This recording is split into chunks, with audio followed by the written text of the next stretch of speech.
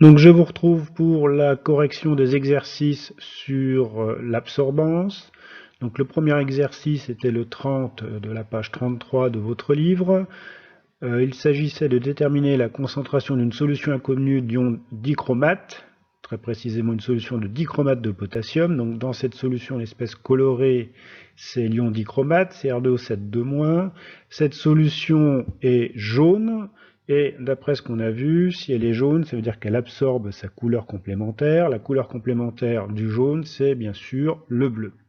Donc on va mesurer l'absorbance de cette solution dans le bleu, et si on regarde le tableau, on voit que on va mesurer cette absorbance à 400 nanomètres.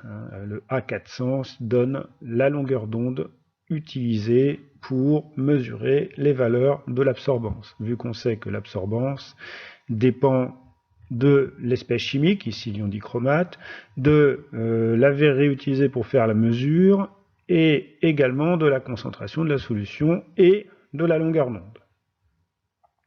Donc la première question consiste à tracer le nuage de... Alors pour répondre à cette question, on a plusieurs méthodes possibles. Celle qu'on va vous demander en devoir surveiller, c'est à partir d'un fond de graphique comme ça, de tracer les différents points expérimentaux, de placer les différents points expérimentaux, et d'utiliser la droite obtenue pour déterminer la concentration inconnue. Donc la première chose à faire, c'est placer les points sur le graphique. Alors une petite remarque, en ordonnée, j'ai l'absorbance.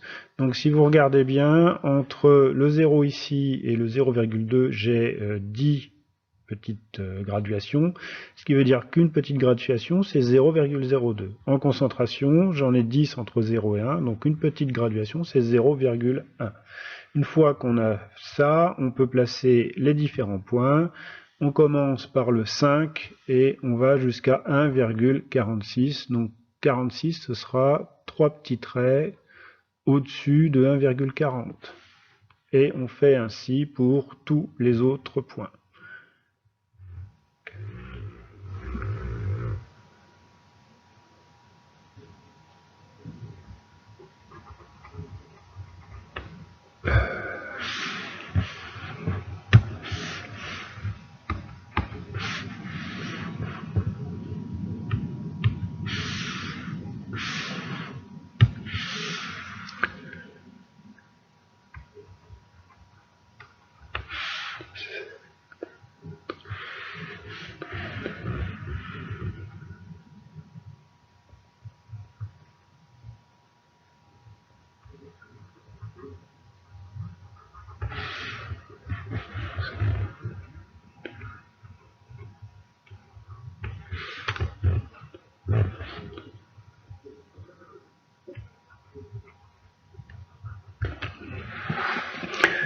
Donc, une fois qu'on a tracé les points, la question 2b revient à tracer la droite d'étalonnage représentant A400 en fonction de 100. Donc on sait que c'est une droite, on sait que cette droite doit passer par un point particulier qui est l'origine, et doit passer au mieux par tous les points, c'est-à-dire en laisser à peu près autant en dessous qu'au-dessus. Alors, je place ma règle sur les points de manière à obtenir une droite qui passe au mieux par tous les points. Voilà, légèrement inférieure à ce qu'il faudrait obtenir. Il faudrait que je la redresse un peu. Donc, je le refais. Donc, je place ma règle en passant par le 0 et de manière à obtenir une droite qui passe au mieux par tous les points. Alors, je vais la faire dans l'autre sens. Voilà. Donc, voici la droite d'étalonnage représentant A400 en fonction de C. À partir de là, on peut passer à la question C. On a une solution de dichromate de potassium de concentration en quantité de matière C' inconnue. Et on sait qu'on est dans les mêmes conditions de mesure. C'est important pour fixer tous les paramètres dont peut dépendre l'absorbance. Donc elle est égale à 1,04. On veut en déduire la concentration C, donc on va se placer sur 1,04. Alors d'après ce que j'ai dit tout à l'heure, ça fait 2 graduations au-dessus de 1. Donc ça fait là.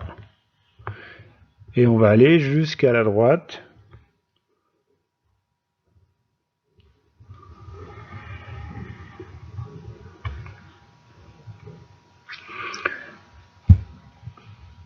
L'étalonnage. Une fois qu'on a fait ça, donc on écrit ici A égale 1,04. Donc, on va lire la concentration correspondante, vu que c'est le même soluté, dans les mêmes conditions, et ben, le point d'absorbance et de concentration doit appartenir à la droite qu'on vient de tracer. Donc voilà. Hop. Et on dit ici C égale, donc C' égale 1, 2, 3, 4, 5, 3,5 millimoles par litre. Donc on va voir ensuite d'autres méthodes en utilisant les outils numériques, donc soit la calculatrice, soit un tableur comme par exemple Excel, pour pouvoir déterminer à partir des points expérimentaux directement la concentration recherchée. Et on pourra comparer les différentes valeurs qui sont données par ces différentes méthodes. Une remarque ici, donc on ne peut faire qu'avec la précision du graphique qui est ici en concentration de 0,1 millimole par litre.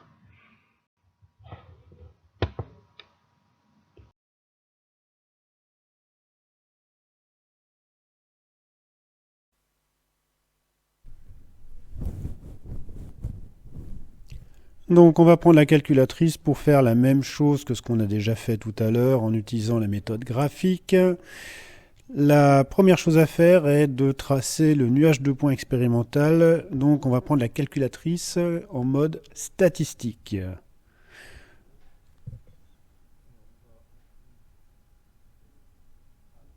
Voilà, on valide en appuyant sur Exe. La première chose à faire, c'est d'effacer toutes les listes qui sont déjà écrites. Pour cela, on va sur F6 suivant, on fait ensuite F4 del all, delete all, et on valide avec F1. On va sur la deuxième liste et on fait exactement pareil, F4 delete all, F1 pour confirmer.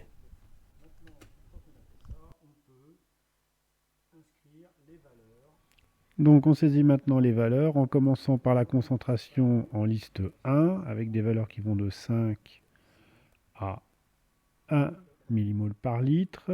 Et ensuite, en liste 2, on met les valeurs d'absorbance correspondantes. Donc, une fois qu'on a fait cela, on va revenir au premier menu en appuyant 2 fois sur F6 suivant. On choisit graphe 1 et on va aller dans 7 avec F6 pour vérifier qu'on a bien les bons paramètres.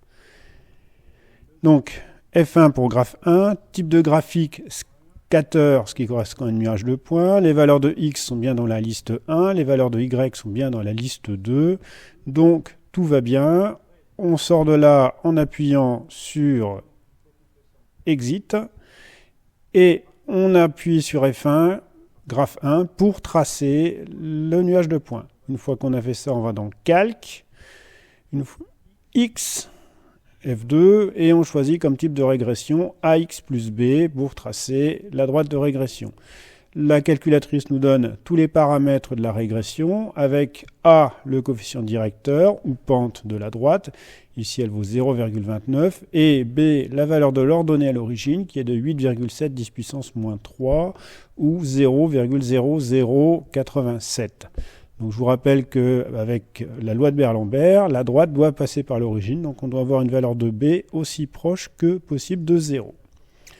Ensuite, on va sortir de ce menu en retournant dans le menu de démarrage et on va prendre Run Math et on valide avec Exe pour aller dans ce mode-là. On va aller ensuite dans Options. Dans Options, on va choisir Stat avec F5 et ça va nous permettre ça de faire des prédictions pour les valeurs de la droite de régression. Donc je vois apparaître un X avec un chapeau et un Y avec un chapeau qui vont être les valeurs prédites. Donc si on en connaît une, la calculatrice va pouvoir nous trouver la deuxième à partir de la droite de régression qu'on a tracée tout à l'heure. Donc là, on a l'absorbance, donc je vais tromper 1,04, donc c'est la valeur de Y, l'absorbance. Donc je vais cliquer sur X pour dire que je cherche X pour cette valeur de 1,04. J'appuie sur EXE et la calculatrice me donne la valeur de X à partir de la régression, ici 3,55. Alors, la calculatrice ne vous donnera pas l'unité, ce sont des millimoles par litre. Donc voilà comment faire avec la calculatrice, sans tracer de graphique à la limite. Je vous rappelle cependant qu'en devoir surveiller, la méthode qu'on vous demandera, c'est celle avec un graphique, la méthode graphique de détermination d'une concentration à partir d'une absorbance connue, mesurée. Donc cette méthode-là peut vous permettre de valider ce que vous avez trouvé avec la méthode graphique lors d'un devoir. Alors, on va faire la même chose avec un tableur comme Excel. Donc, la première chose à faire, c'est de saisir les différentes valeurs du tableau. On va commencer par la concentration, dont les valeurs varient entre 5 et 1 millimole par litre. Et ensuite, on saisit les valeurs de l'absorbance qui correspondent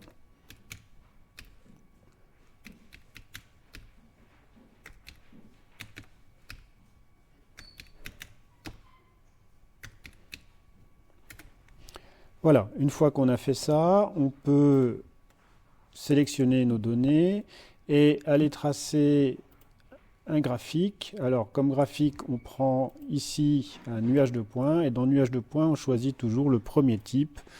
Voilà ce qu'on obtient. On obtient un graphique, on voit que les points sont globalement bien alignés et semblent passer par 0. Donc, une fois qu'on a fait ça, on va pouvoir ajouter à ce graphique une courbe de tendance, c'est-à-dire tracer la droite qui passe au mieux par tous les points.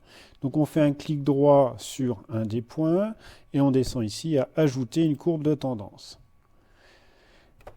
On choisit le modèle linéaire et surtout, ce qui va m'intéresser, c'est d'afficher l'équation sur le graphique et par rapport à la calculatrice, Excel a un avantage, à savoir qu'on peut forcer l'ordonnée à l'origine à être égale à 0. Donc ici, si je fais définir l'interception et que je mets 0, je force la droite à passer par 0. Alors je vais le décocher pour avoir l'équivalent de ce qu'on a fait avec la calculatrice. Voilà. Excel m'affiche sur le graphique la valeur de l'équation, donc Y c'est A égale 0,291, X c'est C, la concentration, plus 0,07. Ce qui va nous intéresser maintenant, c'est de pouvoir calculer la valeur de la concentration inconnue à partir de la mesure d'absorbance qu'on a faite, qui est de 1,04. Alors pour ça, il y a une fonction d'Excel qui existe et qui est très pratique. Donc on va dans Formule, insérer une fonction, et dans les fonctions, je vais choisir les fonctions statistiques et je vais descendre en bas à prévision linéaire. Donc je choisis cette fonction, je clique sur OK et je vois que Excel m'ouvre une fenêtre dans laquelle je vais pouvoir saisir certaines valeurs. Alors, X, c'est la valeur qu'on a mesurée. Donc c'est ici 1,04. Alors X va correspondre pour cette fois-ci à l'absorbance. Les Y connus. Donc on va aller les chercher. Alors je vous rappelle que X c'est l'absorbance, donc Y ça va être cette fois-ci les valeurs de concentration. Et les X connus, c'est les valeurs d'absorbance connues qui sont ici. Et une fois que j'ai fait ça, j'appuie sur OK et je vois que la valeur calculée est de 3, si j'arrondis, 55. Alors je peux forcer l'arrondi avec Excel en limitant le nombre de chiffres décimaux. Voilà, j'en mets 2 et j'ai bien 3,55 millimoles par litre. Donc on retrouve le même résultat qu'on a fait avec la calculatrice et on confirme comme ça le résultat qu'on a obtenu par la méthode graphique. Je vous rappelle qu'en devoir, ce sera une méthode graphique qu'on vous demandera.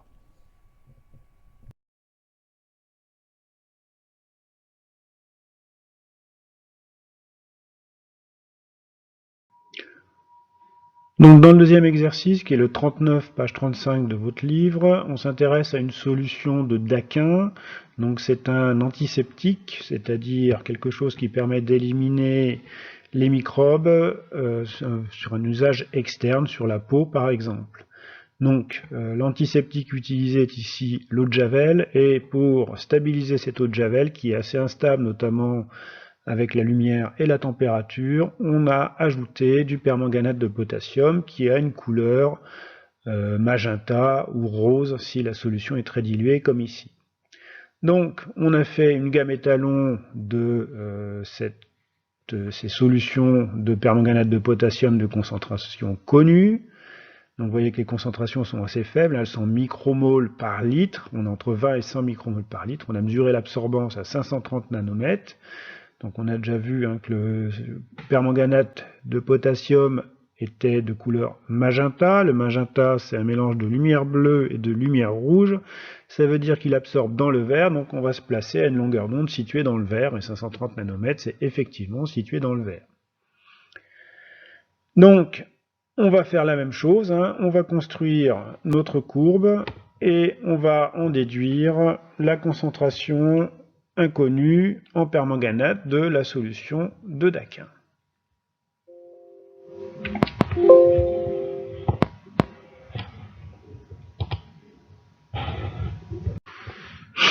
Donc on est parti, on commence par 100 micromoles par litre, et on a une absorbance de 0,221.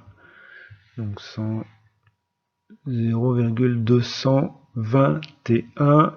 Donc là, vu l'échelle, un petit trait en ordonnée correspond à 0,002. Donc je suis ici juste au-dessus de 0,22.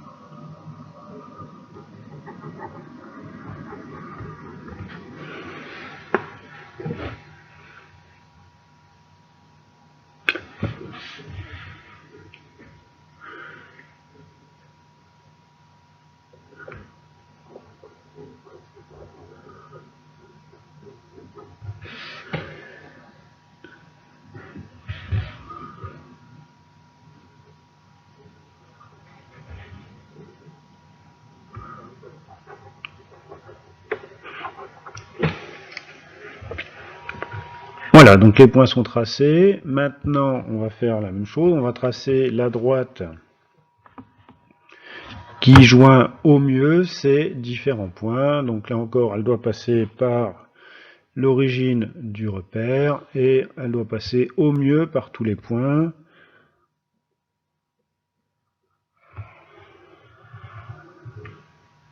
Voilà. Et à partir de là, on prend l'absorbance de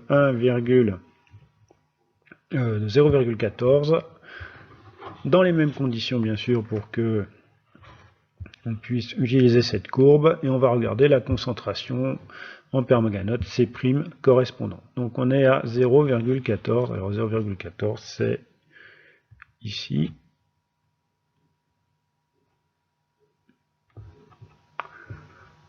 Donc j'écris A égale 0,14 et je vais tracer la droite horizontale qui part de ce point et qui va jusqu'à la droite qu'on a tracée tout à l'heure.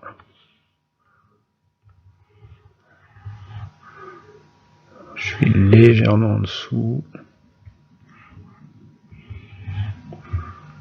On va essayer de supprimer celle qui n'est pas bonne.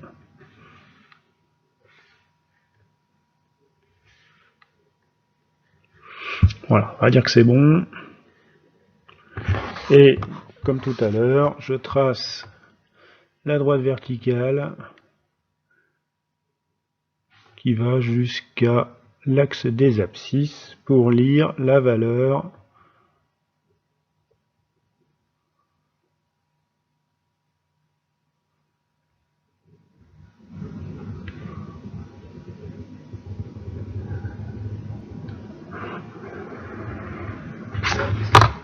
et je lis ici C' égale, alors pareil c'est toujours à la précision du graphique, 6, donc là on a 60, 61, 62, 63, 64 micromoles par litre. Donc une fois qu'on a fait ça, on écrit que graphiquement,